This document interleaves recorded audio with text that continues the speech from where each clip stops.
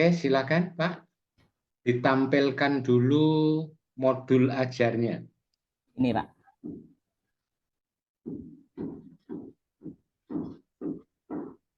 Diperbesar sedikit tampilannya.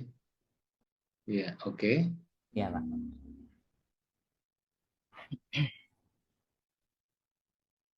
Ke bawah Pak. Ya Pak.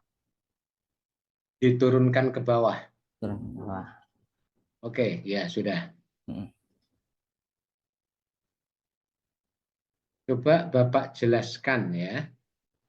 Itu di modul ajarkan ada profil pelajar Pancasila, profil pelajar Rahmatan lil Alamin.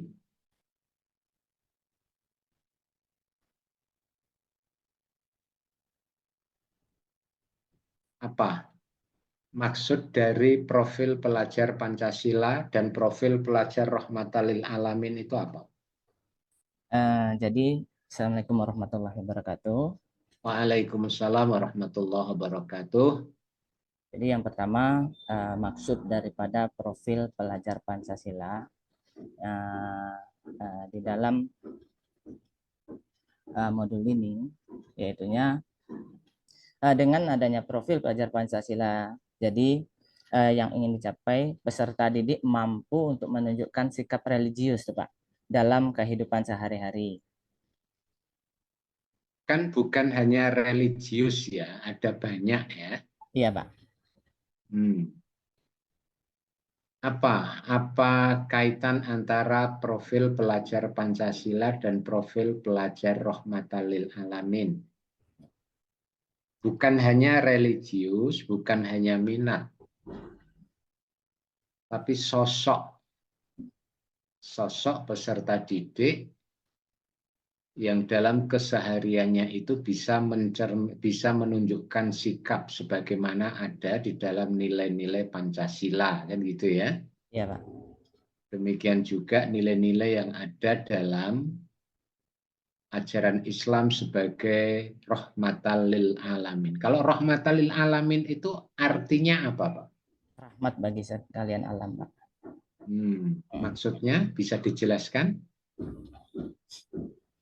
Bahwasanya seperti dengan rahmatan lil alamin itu pelajar atau peserta didik itu mampu untuk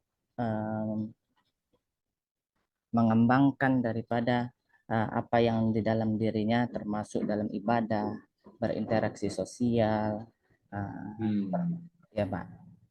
Baik. Oke, diturunkan Pak. Ya Pak.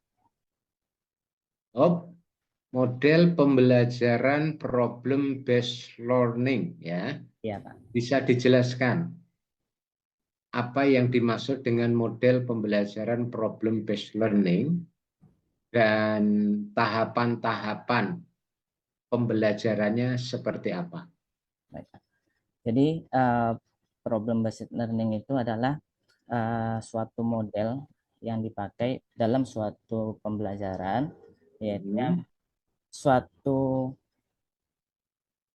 ilustrasi yang mengedepankan nanti akan peserta didik ini akan berpikir tentang materi yang akan disampaikan oleh seorang guru tadi, Pak, atau seorang pendidik tadi. Ya, problem based learning ya, pembelajaran berbasis masalah. Iya, Pak. Yang diharapkan dapat dikembangkan adalah kemampuan memecahkan masalah.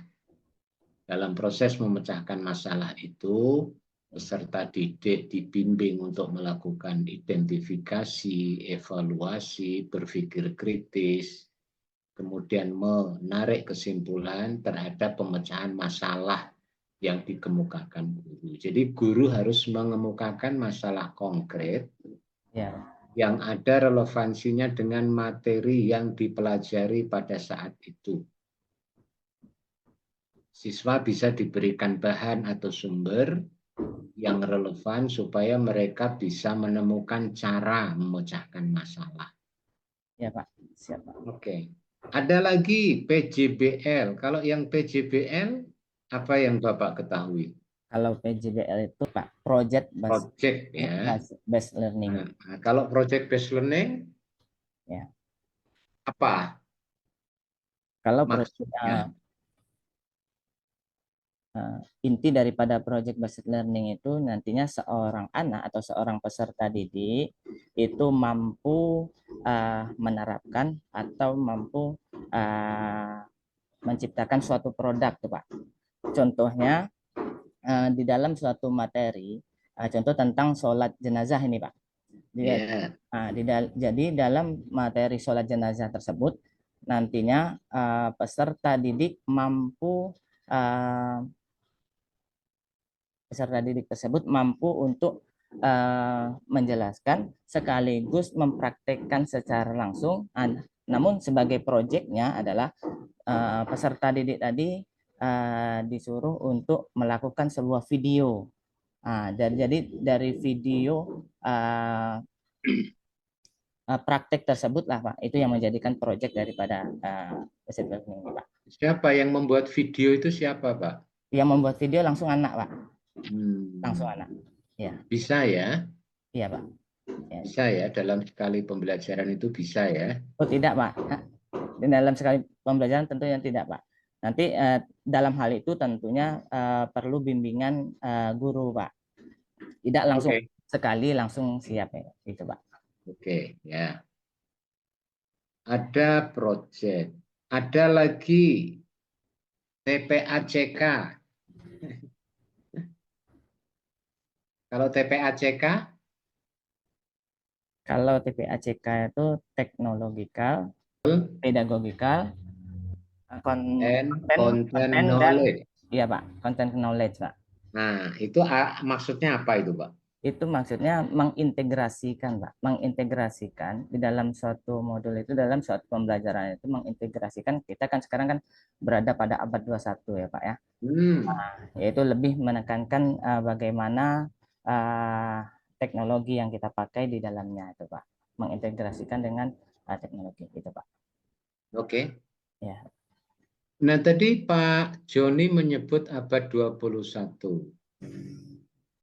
Ya, pendidikan pada abad 21 itu diharapkan bisa mewujudkan 4 keterampilan yang disebut dengan 4C itu. Bisa dijelaskan Pak apa saja yang 4C itu? Ada critical thinking. Oh ya Pak, ada critical thinking, sudah itu ada kreativitas atau creativity, sudah itu ada kolaborasi dan ada komunikasi Pak. Oke ya. Iya Pak. Dalam rangka mengembangkan kemampuan critical thinking ya, kemampuan berpikir kritis, Iya Pak. maka dalam melakukan evaluasi pembelajaran diharapkan para guru itu menyusun instrumen evaluasi dengan soal hot ya. Iya Pak. HOTS. Nah, kalau yang hot atau HOTS itu apa? Soal hot ya Pak ya. High atau higher order thinking skill. Iya Pak. Bisa disebutkan satu saja ciri soal hot, Pak. Ciri soal hot ya Pak ya. Ya. Biasanya memberikan stimulus tuh Pak. Oke, ya siap. Iya Pak. Oke, kalau ini Pak, teori belajar yang biasa Bapak terapkan dalam pembelajaran PAI itu apa? Kan ada kognitif, ada behavioristik, ada humanistik, ada teori belajar sosial, Iya Pak. ada konstruktivistik. Nah, apa yang Bapak paling kuasai? Biasanya itu behavior Pak, behavioristik Pak. Itu lebih menekankan antara respon dan stimulus Pak. Respon dan stimulus ya, stimulus, respon, pembiasaan ya. Iya Pak. Lalu ada perubahan tingkah laku peserta didik sesuai dengan yang diharapkan. Iya Pak. Terus, judul PTK Pak Joni Afrizal apa? Tentang hasil belajar Pak. Ya, apa judulnya, Pak? Peningkatan hasil belajar peserta didik dengan menerapkan model PBL pada pembelajaran PAI materi sholat jenazah kelas 8 SMP Negeri 33 Padang, Pak.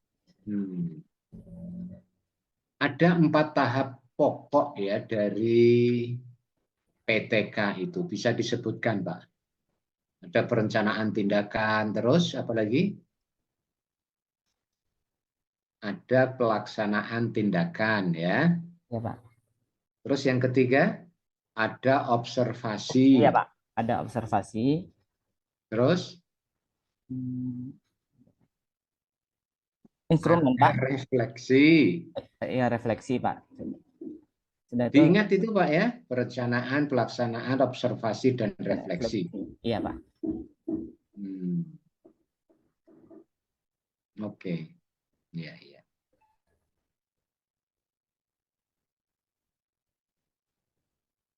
Kalau perbedaan yang Bapak ketahui antara kurikulum Merdeka dengan K13 itu apa? Kalau kurikulum Merdeka itu lebih mengedepankan sudah kebebasan dalam belajar, Pak. Yaitu ya Kebebasan? dalam belajar, termasuk di sana ada pendidikan karakter, ada pemberdayaan guru, sudah itu ada penilaian holistik, Pak. Kalau dalam K13?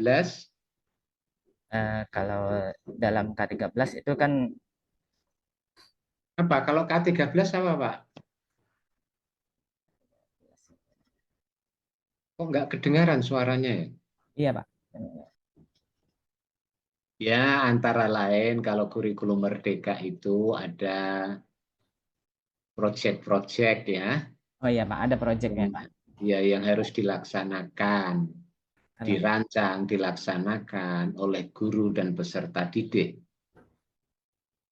untuk mewujudkan profil pelajar Pancasila, profil pelajar Rahmatan lil Alamin. Sementara secara eksplisit di K13 itu kan tidak. Kalau orientasi karakter di K13 itu juga ada, Pak. iya, Pembelajaran berpusat kepada peserta didik di K13 juga begitu. Keleluasaan atau dalam bahasan jenengan tadi ya kebebasan juga. Di kurikulum Merdeka memang lebih menekankan kepada itu tadi kreativitas, kolaborasi, berpikir kritis, komunikasi dalam pembelajaran secara berimbang ya, iya, antara peserta didik dengan peserta didik, sehingga mereka lebih siap untuk menunjukkan keterampilan atau skill tertentu. iya. Oke, silakan Pak dipraktekkan menutup pelajaran. Jadi ini silakan di stop share dulu, Pak. Stop ya. Seolah-olah Pak Joni ini sudah akan mengakhiri pembelajaran untuk pertemuan hari itu. Oke, Pak.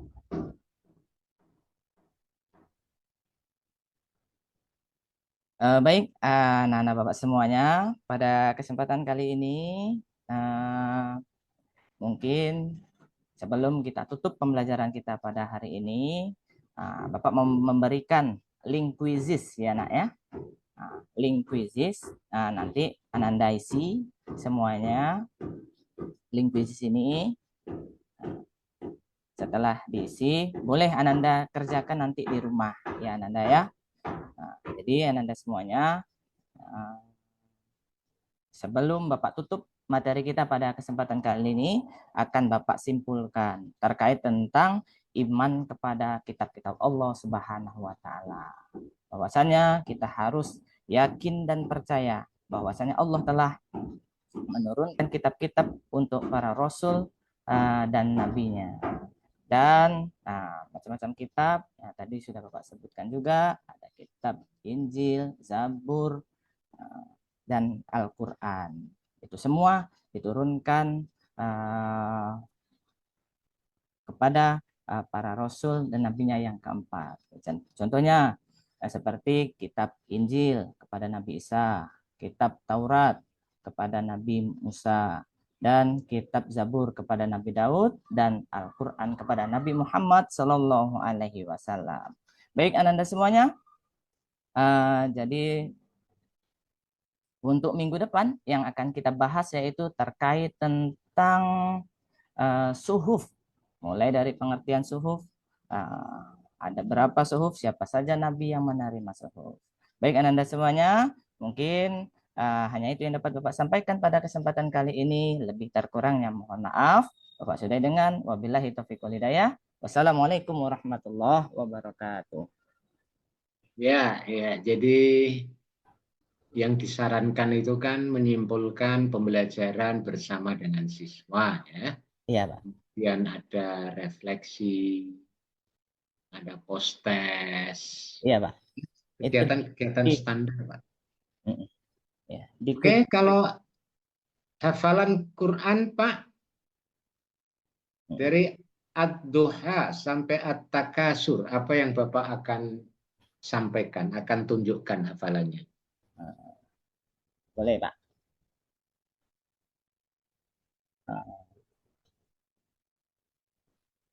Al-Insyirah, Pak.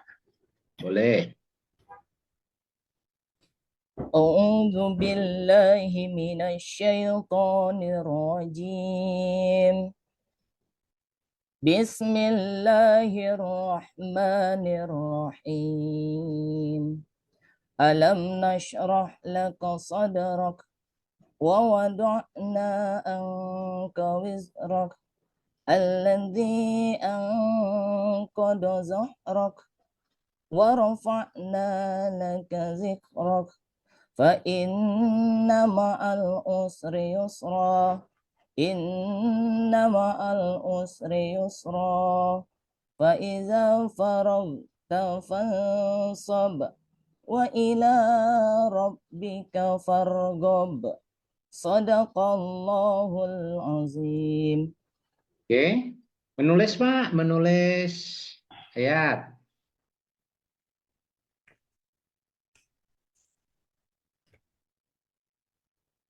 At-Takasur ayat 1 sampai 2 saja, Pak. Takasur ya, Pak. Pak. Sampai ayat 3, maaf. Sampai ayat 3.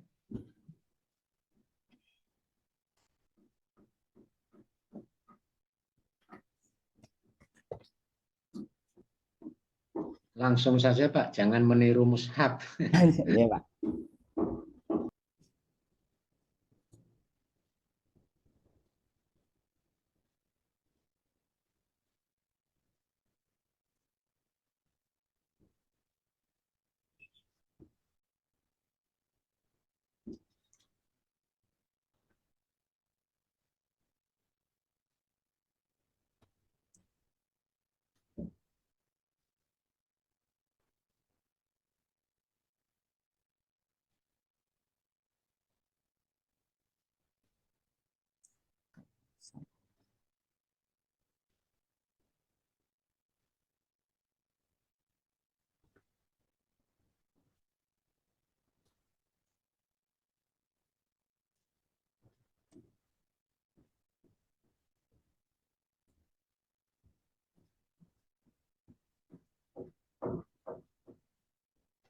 Oke, coba. Tidak nampak, Pak. Enggak, Pak. Sudah. Oke. Coba digeser. Sudah. Alhaakumut takasur. Ya, sudah, Pak. Sudah, Pak. Ya. Baik, terima kasih Pak Joni. Cukup dengan Bapak. Ya, Pak. Terima kasih banyak ya, Pak. Ya. Pak Joni boleh keluar Zoom setelah ini. Oke, Pak. Assalamualaikum, Pak. Terima kasih. Pak, sama Pak.